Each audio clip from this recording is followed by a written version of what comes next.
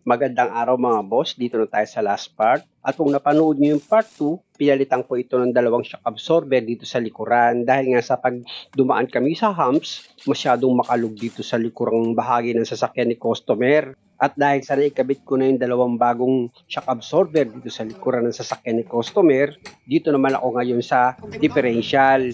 Umabot na daw kasi ng 100,000 kilometer yung tinakbo nitong sasakyan, kaya pinapalitan na sa akin ni customer itong gear oil niya sa differential. Para ma-drain nyo itong gear oil, gagamit kayo dyan ng socket fence sa number 24. And mga boss, kung makikita nyo, luluwagan nyo lang naman itong drain plug niya. At pag maluwag na, pwede nyo nang kamayin yan para tuluyan nyo nang matanggal itong drain plug. O, di ba?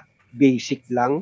Kita nyo yung dumi na kumapit dito sa magnet ng drain plug, oh, ang kapal. At habang tumutulo itong gear oil sa differential niya, tanggalin mo naman itong fail plug dito sa gilid ng differential. Ayan mga boss, kung makikita nyo, yung luluwagan ko, kailangan nyo rin kasing tanggalin itong plug niya. Number 24 din yung bolt na yan mga boss. Kaya ako naman tinanggal yan dahil nga sa pag magsasalin na kayo ng gear oil, dyan sa plug na yan kayo magsasalin na kung tawagin nga fail plug. At kung makikita nyo, para mas mabilis nga tumulo itong gear oil, hinanginan ko pa yan oh. Pero sa paghangin naman na gagawin nyo, wag naman yung sobrang lakas, dapat yung tama lang. Kasi pag sobrang lakas, hindi mo rin madidrain ng maayos itong gear oil dito sa differential. At pag wala nang tumutulo, pwede mo na ngayon punasan itong drain plug. Kita nyo yung drain plug niya mga boss, ano? Grabe yung kumapit na dumi dyan. Pero punasan nyo lang yan. Importante kasi bago nyo ibalik itong drain plug, dapat malinis yan. At bago nyo ilagay yung drain plug pala, punasan nyo muna ng malinis na basahan itong pagkakabitan nyo ng drain plug. Tsaka nyo ngayon ilagay na itong drain plug, ipakapit nyo na yan sa thread nya. Tapos, gamit ka na ngayon ng impact wrench mo, higpitan mo yan. At para sigurado, check upin mo siya, higpitan mo siya ulit gamit itong power handle mo. Pag okay na, pwede ka na ngayon magsalin ng gear oil mo dito sa differential. Kita nyo naman itong fluid extractor ko or itong Shirin, di ba? Ang laki. Kaya mabilis ko lang nasalinan ng gear oil itong differential niya. Bali, 3 liters yung naikarga ko dito sa differential na gear oil. Pero ang alam ko, pag drain na drain itong differential niya, maabot siya ng 3 litro mahigit yung laman nitong differential. Pero dito sa naikarga ko, bali 3 litro lang lahat. Bali ang sukatan niyan mga boss dito sa fill plug niya. Kapag tumutulo na yung gear oil o kaya pag tinusok niyo yung daliri niyo, tapos nakapanyo na agad yung gear oil, okay na yun, naka-level na. Ito nung kinapa ko, kulang pa siya ng kaunti.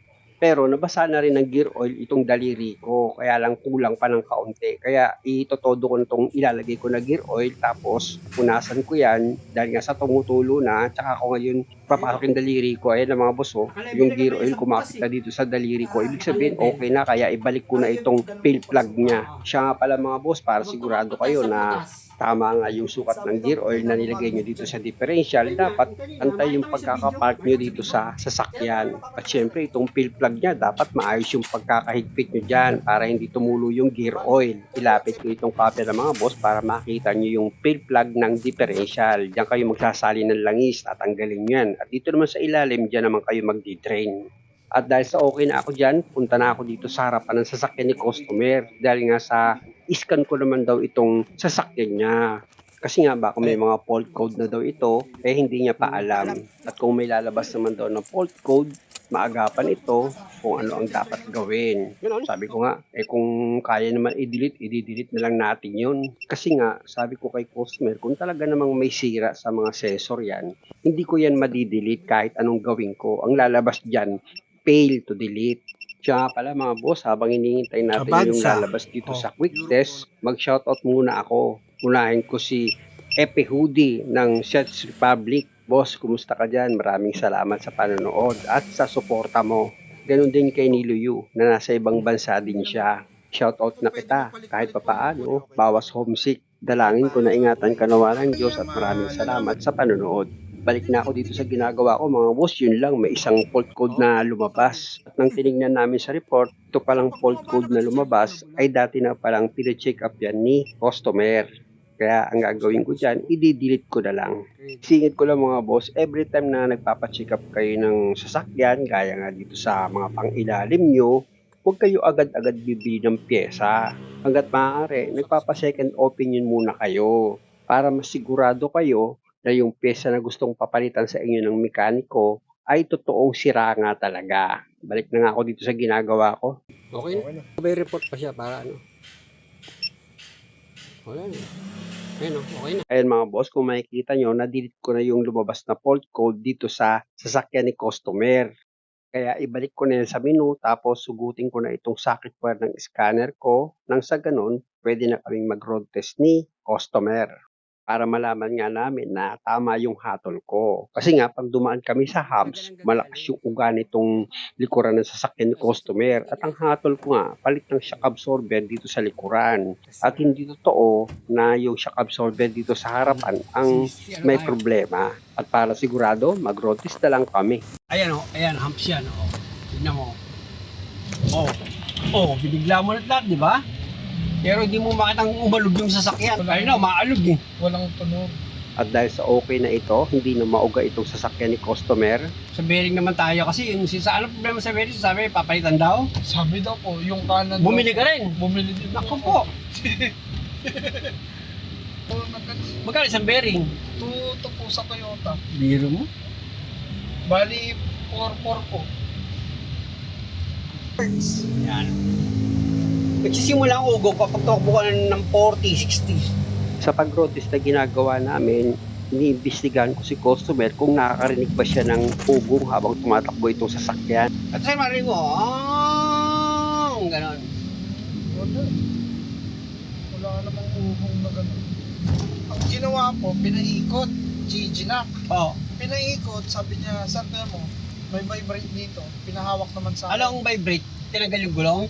Hindi po. Di pala tinanggal yung gulong, yung vibrate yung gulong ang maano neutral. Yung ginanon lang yung gulong, tapos nakahawak naman akong gano'n. Oo. Sabi, ayan, wheel bearing yan. Tapos tingnan mo sa isa, wala naman yung vibrate dun sa isa, nakapiraso. Ganun pala, sabi ko dun. Hindi ko rin naman po alam. Sabi ko, sige. Kaya bumili naman ako. U-turn po tayo. Hindi, diretso na, diretso. Sige, tako yung iinaw na. Sitit ka sa takbo. Alam niyo mga boss, hanga ako dito sa sasakyan customer. Kahit malubak kami ng malalim, naku, wala kang maririnig na lagutok o kalambag dito sa pangilalim niya. Tingnan nyo, idadaan niya sa lubak yan. Wala man lang lagutok eh. Ang bibigat ng mga bagsak mo. Sa iba niyan, meron takot-takot. Gagana na. Wala pala talaga. Hindi ko talaga. Iwasan mo na sir, tama na. Baka masira na yung shock mo yan. Iwasan mo na yun, diretso na tayo. Sa makinis mo na idaan. Sapat na yun. Okay na po. Sabi ko kay customer na bilisan niya na yung pagpapatakbo nitong sasakyan para ma-check ko itong wheel bearing niya sa harap kung may lalabas na ugong. Saan mo na yung kanan? Yung bearing? Sabi daw po, Sige. kanan. Dito ko sa kanan ha. Kaya lang mga boss, tumakbo na kami ng 40, 50, 60, wala namang ugong na lumabas. Ala, grabe, nalubak kami ng malakas pero wala akong narinig na lagutok. Sir, alay lang. Iwas mo sa ano. Sisira dyan, bearing. Kaya ako naman nasabi yon kasi gano'n ang nangyari sa customer ko. Nang malubak siya, nagkaroon ng ugong. Na-testing ka agad ng malakas eh, no? Nariba eh. Ito na mga boss, matetesting na namin ng mahaba-habang takbuhin para palaman ko nga kung may problema ito sa wheel bearing. Ayon kasi sa unang nag-check up, may problema daw ito sa wheel bearing. Pero sa nakita ko, wala naman eh. Wala sa bearing yan, sir. Tabi mo lang yung bearing mo. Okay. Sige, sir. Walang ugong yan. Wala. At least may spare na tayo, sir. Kung sakasakali, meron na ako dyan. And mga boss, kung makikita nyo, mabilis na yung takbo namin pero wala akong marinig na ugong dito sa wheel bearing ni customer.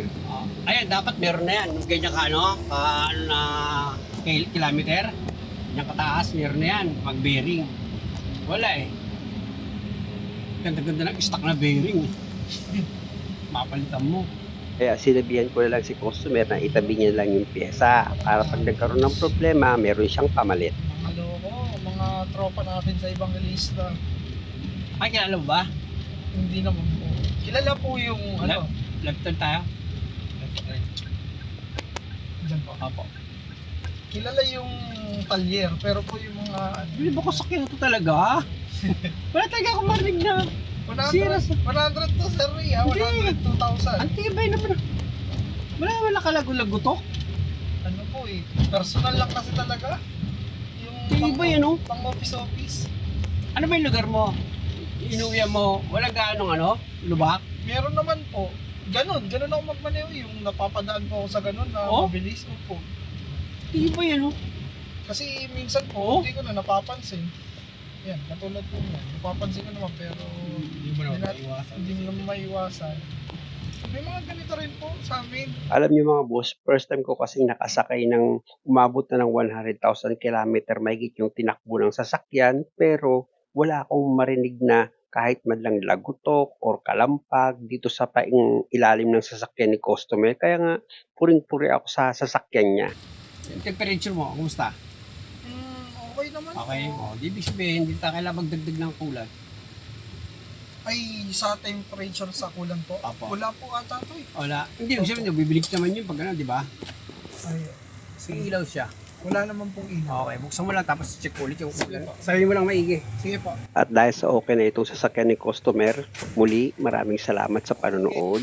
At sana sa bawat video na ginagawa ko, lagi kayong nakakakuha ng idea. At kung okay lang naman sa inyo mga bossing, baka naman pwede pasubscribe itong channel ko. Salamat!